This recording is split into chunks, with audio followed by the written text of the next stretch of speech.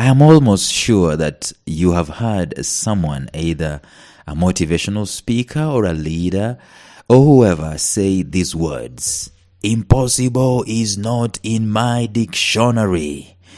And they go waxing eloquent, telling you how they make sure that anything that stands on their way, they sweep it off by all means possible to make sure that what they are garnering for is something that they will acquire at the end of the day. Today in the podcast, I want to take a totally different angle, and I want to share with you why impossible must be in your dictionary. And I want to prove it to you using 5 or so points as to why the word impossible needs to be in your dictionary. Stay tuned.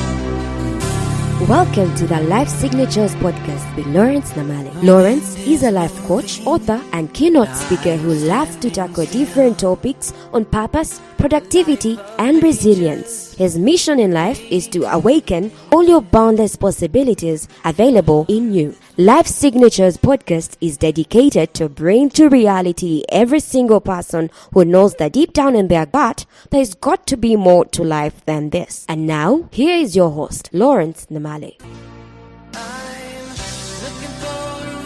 There's someone who said it is kind of fun to do the impossible, and I will agree. There are very many things that I have considered, even as I speak to you today. There are very many things that I consider to be impossibilities, and some of these impossibilities, like I've said in the previous episodes, they are subjective. In other words, what might seem to be an impossibility to me might actually be something that somebody else can do it so easily as if they are sleepwalking. The word impossible means, of course, not possible. It means not able to exist or to be done. It means too difficult. It means very difficult to deal with and apparently without a solution. It means not endurable, unbearably difficult, or not just possible to endure. And the question will be, is it really impossible? Whatever it is that you're facing, is it really impossible? Could it be that it is just too difficult? Could it be that we are just being artistic with our language when we say the word impossible? Could it be that it is very stretching?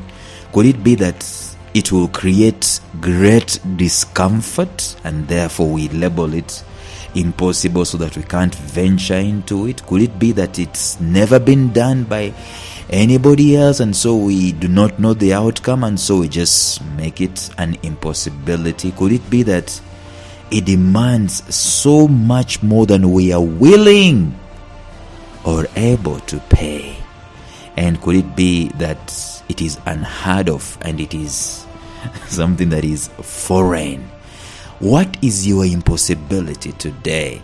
And I can guarantee you that whatever it is, whatever the answer you will come up with, it is because your heart is attached to it and there is some passion involved, and it is so vast and so great, so stretching, and probably it meets all the criteria I've been mentioning right now. Could it be that it's impossible because it's difficult, because you do not have the resources, because it's unheard of, because it's never been done before, but it is still resonating in your spirit and in your heart that you want it done? In fact, it has come to your mind as some kind of idea or some kind of concept, and you want it done. Nelson Mandela told us it always seems impossible until somebody does it, until it is done. Someone once said that the black man can never be equal to the white man. It was a commonly accepted thing, and it was like an impossibility.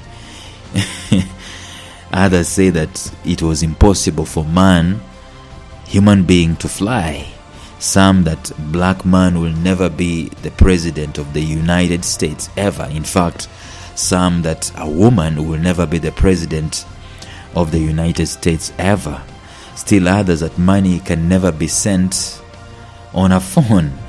And when my family retreated to the village some years back, my parents were working.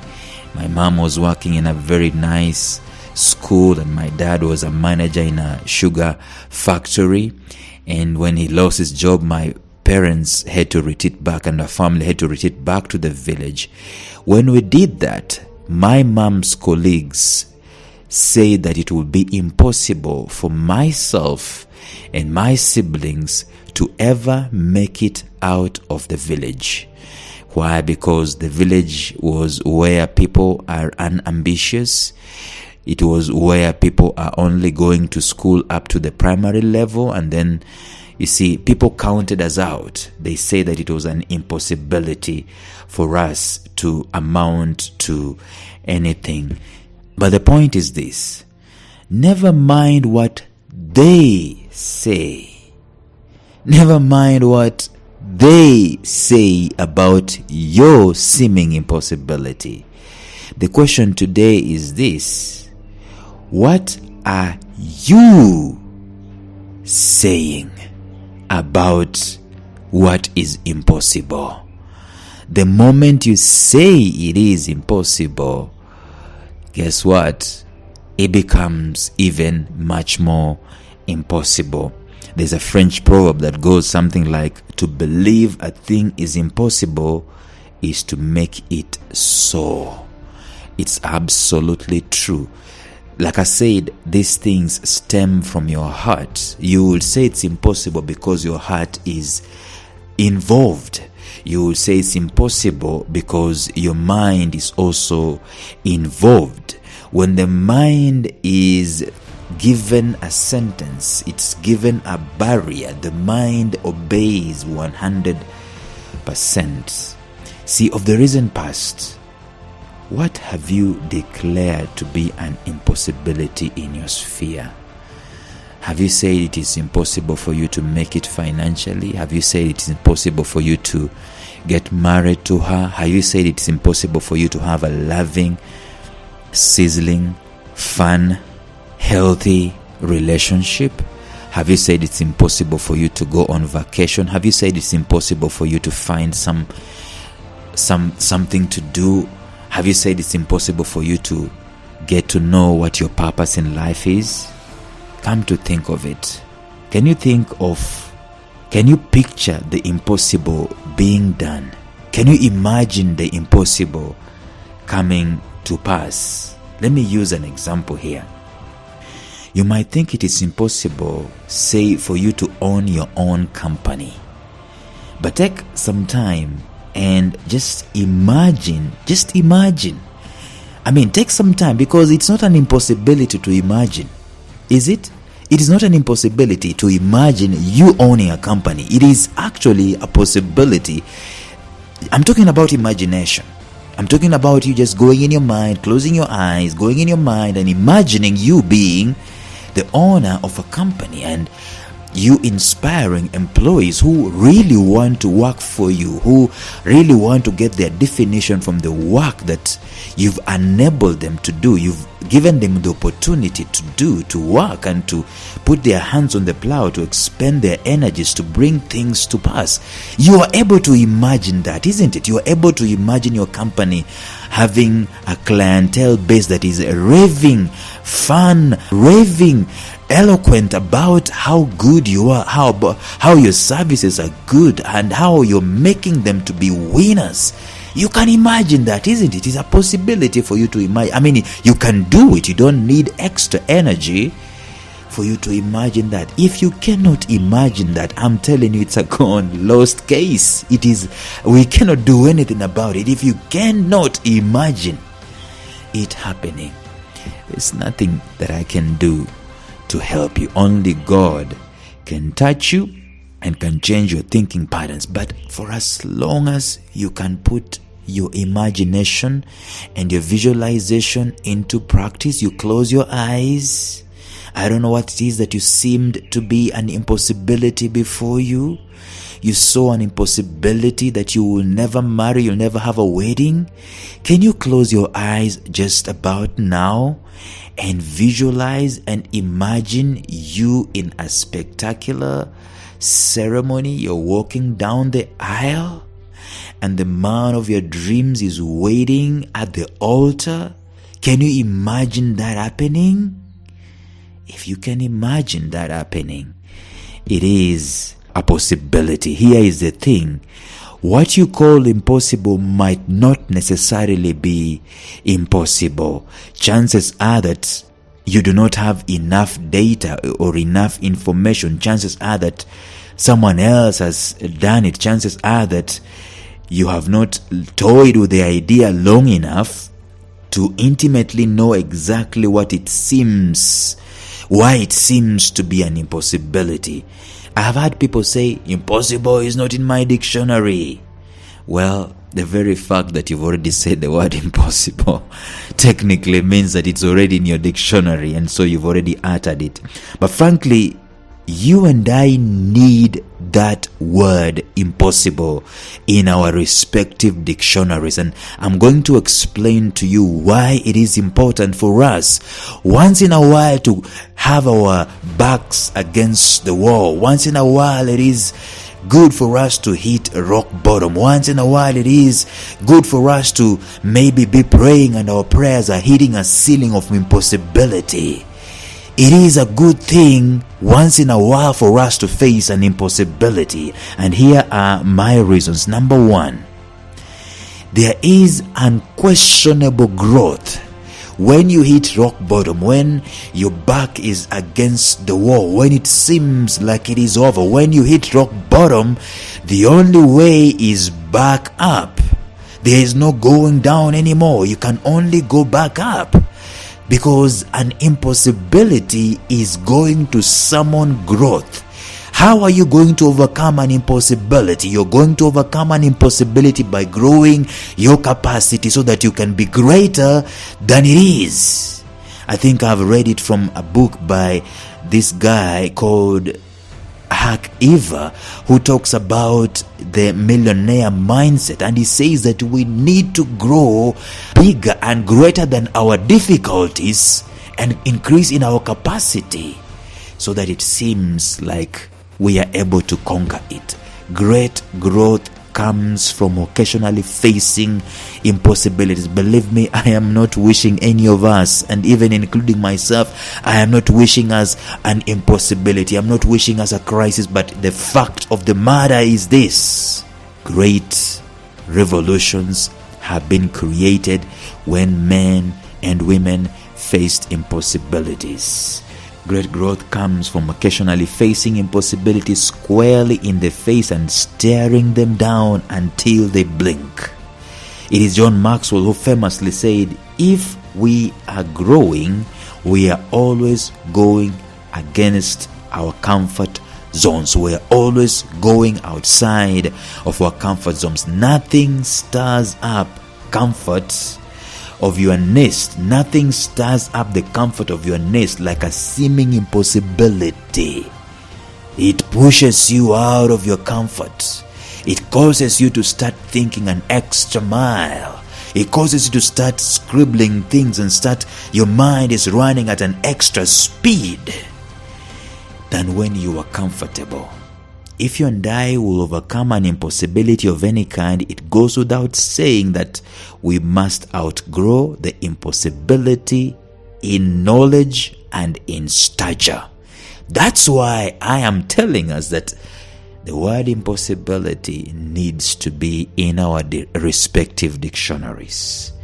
Number two, why should we have impossibilities? Why should we embrace impossibilities? Number two, it is the unfolding of the self. In other words, the impossibilities introduce you to your real self. The real man stands up. The real woman stands up. The real you stands up when you are up against an impossibility. And I dare you, can you remember the last time you faced an impossibility? The thing that comes to my mind, the very thing that comes to my mind is when, out of the blue in my family, some years back, my brother was diagnosed with chronic kidney failure. We had no clue what that animal was. We didn't know what it was. We needed to have dialysis money every single waking week. And my salary at that moment in time was a fraction of what the hospital needed in medical fees for a week. We pulled it off. the real us stood up. We were introduced to ourselves. We were made to know what we were made up of. Bob Marley said, you don't know how tough you are until being tough is the only option that you have. And that's what an impossibility does. It introduces you to yourself. I'm telling you, sometimes your real self is hidden in comfort. Your real self is hidden in coziness. Your real self is hidden in prosperity. Your real self is revealed when you're up against an impossibility, your back is against the wall, and you've hit rock bottom. In other words, what really matters to you at that moment in time, it comes to the fore. A life that is mediocre largely is made up of smart dodges. Anytime an impossibility shows up, you dodge it. Okay, you are looking, always seeking, like a heat-seeking missile. We have people whose lives are seeking comfort all the time. However, when you embrace the challenge and take it head on, you tend to crystallize exactly what matters to you in life. Your strength comes up. Your resilience comes up. You are introduced to your real self. Only when you're facing an impossibility long enough.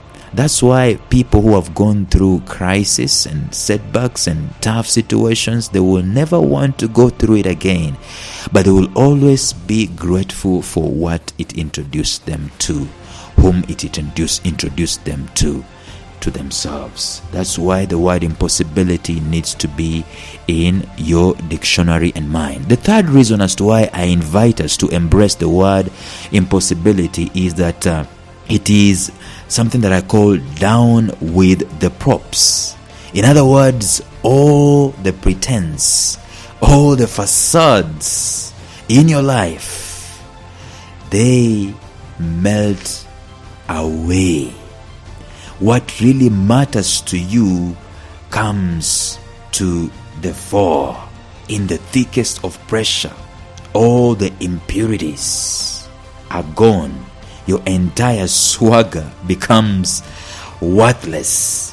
Finally, we can see who you really are. And most importantly, we can see what you're really made up of. This is much needed than any other thing that we deem important in life. That's why it is like the previous point. Your unfolded self comes up, but all the pretenses, all the props, all the things that you've gathered up in your life that are necessary, they are not needed when you're faced with an impossibility. Number 4, why we need to embrace impossibility is something that I call crack. And let me explain this. See, impossibilities always start like they are impregnable. They always start like they should never be attempted, even in thought.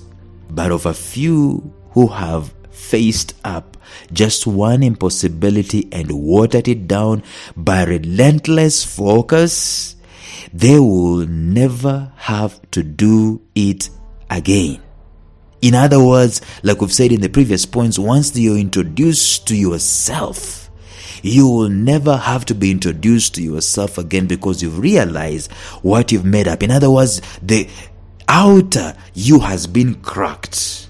These are people who can now stand any impossibility. These are the people who can now say that impossibility is not part of their vocabulary. Okay, they have finally cracked the code of success, and this is it. The life signature's definition of success is the continuous ability to master challenges.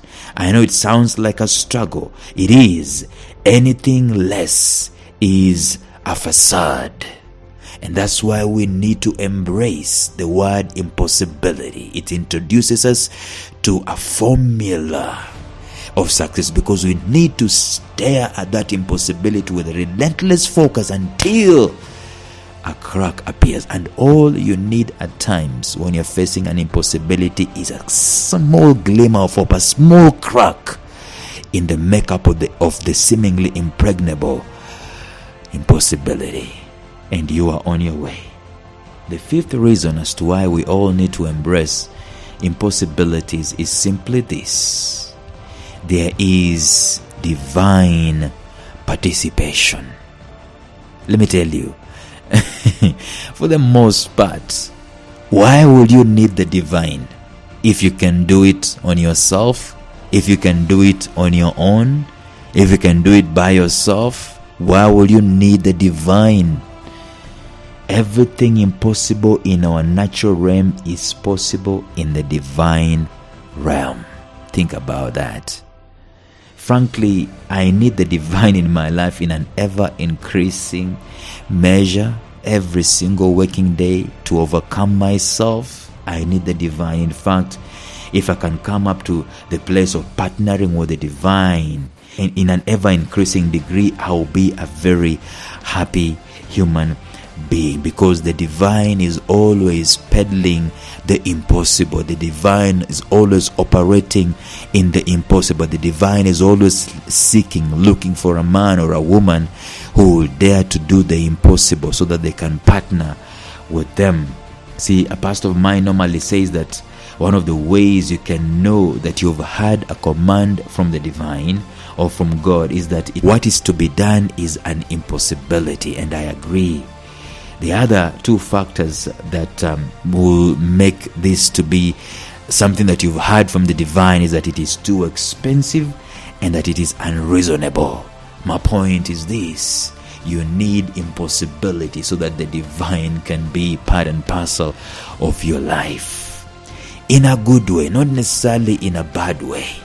When you're faced with an impossibility, that's when I think you draw closer to the divine. Those of us who believe in God, every time we are coming up against an impossibility, that's the time that we partner with the divine greater than any other moment. That's the time that and I know it's not a bad thing to depend on God when you're faced with an impossibility. The only thing that people normally bash us off is that we only are looking for God when we are faced with difficulties, when we are faced with setbacks, when we are faced with things that demand us to depend on God. And then when we are cozy, when we are comfortable, we dump God. That's the only misgiving about the whole thing. But let me tell you, the word impossibility needs to be in our dictionaries so that we can be hand in hand with the divine. We can partner with the divine. Every time you face the impossible, it is the opportunity to get deep into your relationship with the divine. And let me say this: all that is material today will fade away. All that is immaterial and from the divine will stay for an eternity. So, my question to you today is this: do you think you need to relook at your impossibilities one more time? Do you think you need to give them a second take one more time? So I invite you, even as I close this podcast, this episode today, to think through and to acknowledge the fact that you do need an impossibility in your life, and in a good way. Thank you for listening, and bye-bye. Thank you for listening to Life Signatures Radio. If you enjoyed today's show, subscribe to Life Signatures Radio on iTunes, Stitcher, or visit our website at lifesignatures.libsyn.com. Life Signatures Radio, fresh, clean, and inspiring.